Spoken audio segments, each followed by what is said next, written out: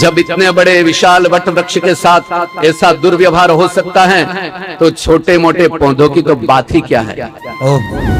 कभी कभार हमें व्यासपीठ से भी बहुत डर लगता है। भारत की जितनी भी संस्था है उन सभी से मैं कहना चाहूंगा, ऐसे राजतंत्र में जो अग्रणी हो, धर्म की संस्थाएं हो और बड़े बड़े संत हो, बड़े बड़े अखाड़े हो, उन सबको मौन नहीं रहना चाहिए।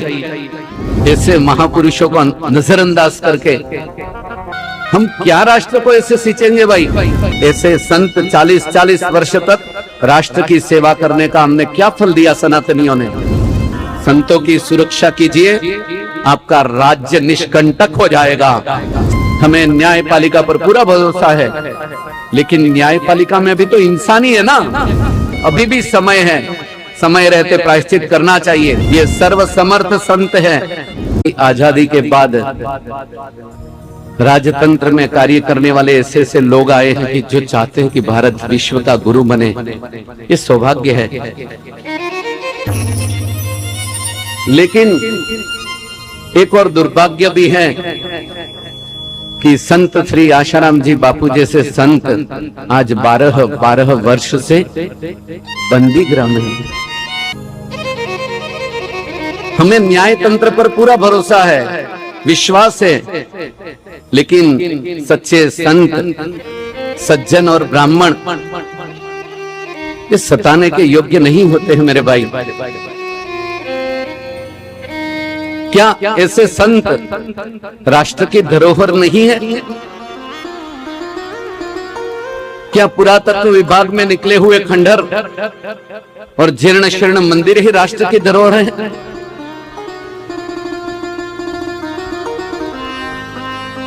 गिने चुने राजतंत्र के एक दो लोगों के दुराग्रह के कारण से इतने लंबे समय से ऐसे महापुरुष को अंदर नहीं होना चाहिए मेरे भाई।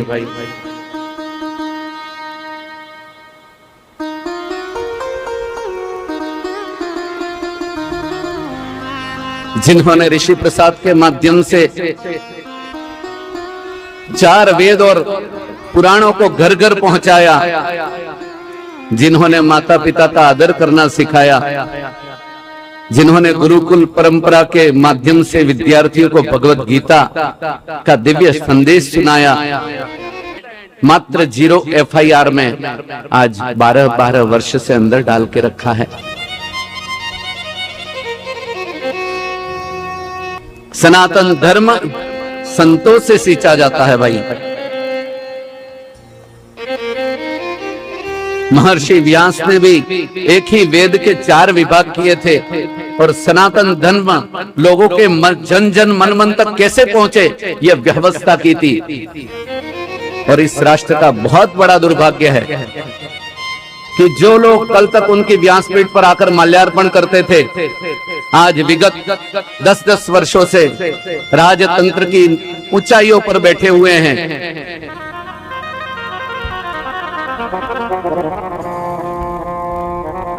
ऐसे महापुरुषों को नजरअंदाज करके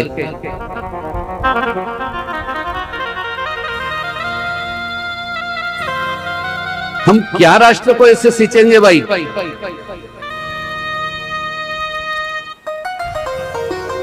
हमें न्यायपालिका पर पूरा भरोसा है, विश्वास है, लेकिन हाँ हम आए दिन देख रहे हैं कि आम लोग अपना विश्वास खोते जा रहे हैं।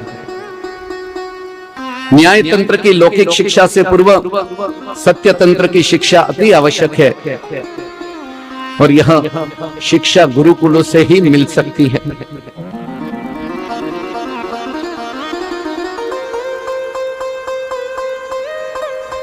जिनके जीवन में धर्म है और सत्य है, ऐसे राजतंत्र में जो अग्रणी हो, धर्म की संस्थाएं हो और बड़े बड़े संत हो, बड़े बड़े अखाड़े हो, उन सबको मौन नहीं रहना चाहिए। यदि कल कोई अनहोनी होती है ऐसे संत के साथ, तो इतिहास के पन्नों में यह जरूर लिखना कि किसी सनातनी राजतंत्र के शासनकाल में सनातन धर्म के विशाल वट वृक्ष को, सनातन धर्म के विशाल वट वृक्ष को उखाड़ कर फेंकने का भरसक प्रयास किया गया था। कभी कभार हमें व्यासपीठ से भी बहुत डर लगता है।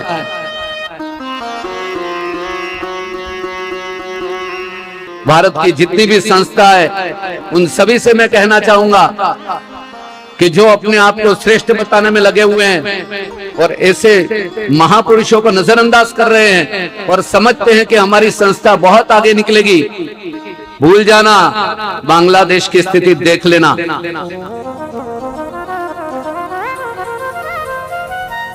जब इतने बड़े विशाल वट वृक्ष के साथ ऐसा दुर्व्यवहार हो सकता है तो छोटे मोटे पौधों की तो बात ही क्या है।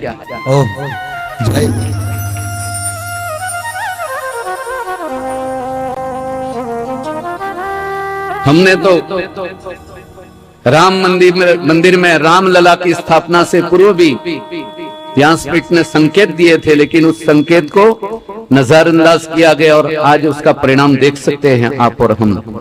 राष्ट्रभक्ति हमें स्वीकार है, लेकिन क्या ऐसे संतों के भक्त भारत की जनता में नहीं आते हैं? क्या ऐसे संत भारत की जनता में नहीं आते हैं?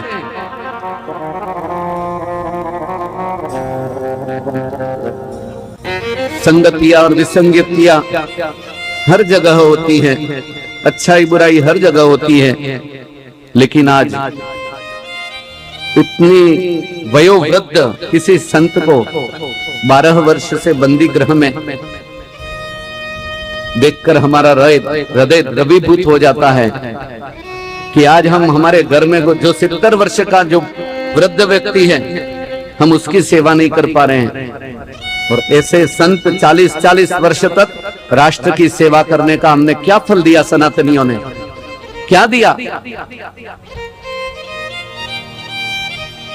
हम खाली मीडिया के माध्यम से देखते हैं, हम हमारे हृदय की आंखों से नहीं देखते। जो लोग निंदा में लगे हुए ना, वो खाली मीडिया की आंखों से देख रहे हैं।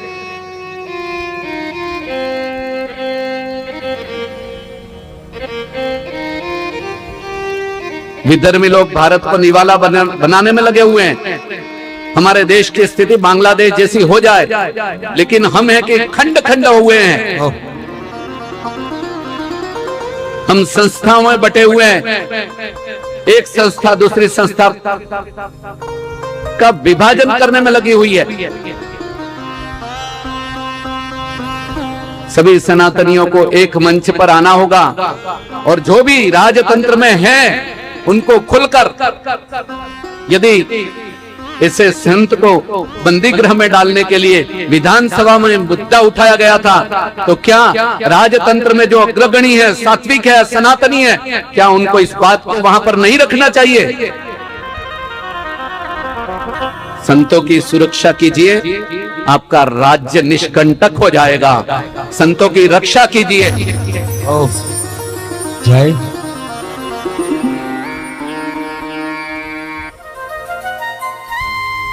हम भी मानते हैं कि श्रेष्ठ कार्य हुए हैं, बहुत श्रेष्ठ कार्य किए हैं, लेकिन संत, ब्राह्मण और सज्जनों को निरादर नहीं करना चाहिए, नजरअंदाज नहीं करना चाहिए।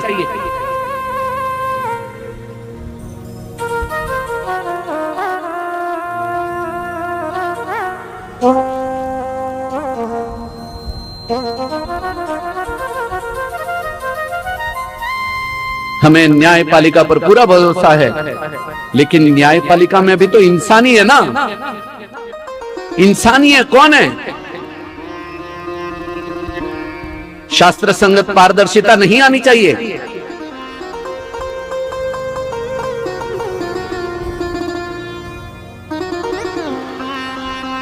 दुखिया को न सताइए, दुखिया देगा रोए, दुखिया के मुखिया सुने तब तेरी गति क्या होए। इतने में ही मैं विनम्र निवेदन करता हूं मेरी व्यासपीठ से कि यथाशीघ्र कम से कम जितने हम सनातनी हैं वे आपस में एक दूसरे का विरोध न करें मेरे भाई।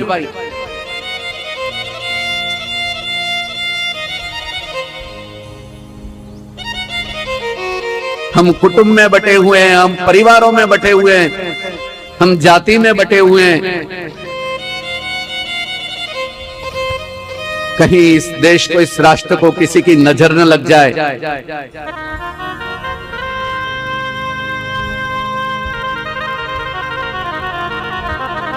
विनम्र निवेदन है राजतंत्र और न्यायतंत्र से कि ऐसे महापुरुषों को यथाशीघ्र न्याय मार्ग के द्वारा उचित न्याय देना चाहिए। ऐसा उचित नहीं है।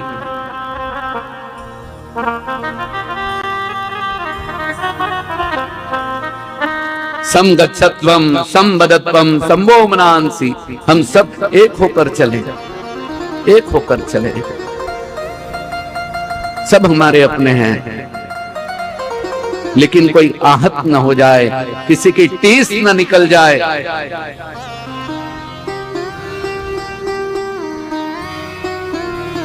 संतों का अनादर और दरकिनार किया गया, जिसका परिणाम आज हम अयोध्या में देख रहे हैं।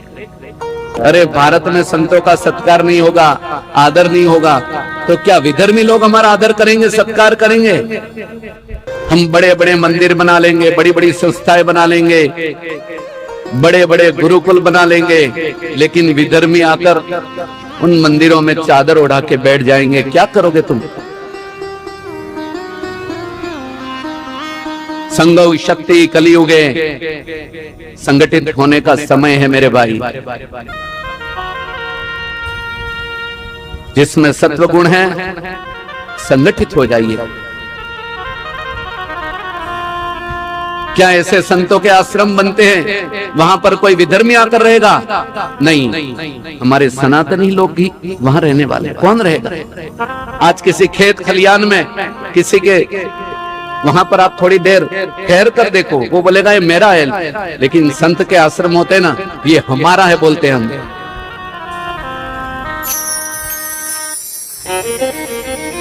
हमारे बच्चों की शांति के लिए, हमारी वृद्धावस्था में ध्यान भजन के लिए क्या आश्रम नहीं होने चाहिए? केवल और केवल सनातनी संतों को आड़े हाथ लेने में लगे हुए हैं। बड़ा दुर्भाग्य है इस राष्ट्र का, बड़ा दुर्भाग्य है।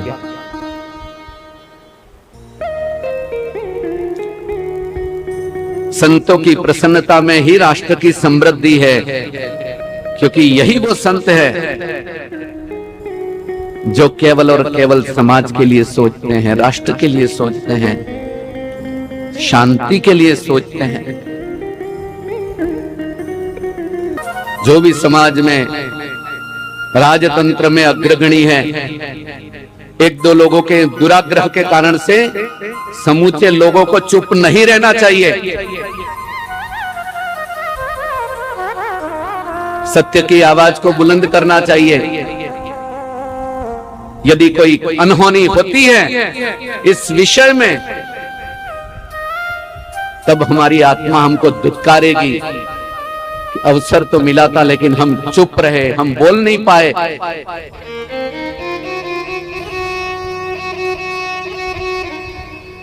हस्तिनापुर की उस सभा में भीष्म और द्रोणाचार्य नीचे मुख गढ़ कर बैठे थे।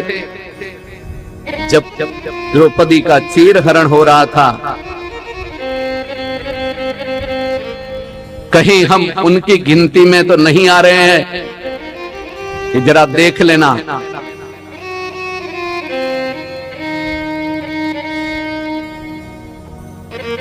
कम से कम किसी सनातनी राजतंत्र के काल में ऐसा नहीं होना चाहिए था। यदि हुआ है तो उनको प्रायश्चित करना चाहिए था, और अभी भी समय है, समय रहते प्रायश्चित करना चाहिए। ये सर्वसमर्थ संत है।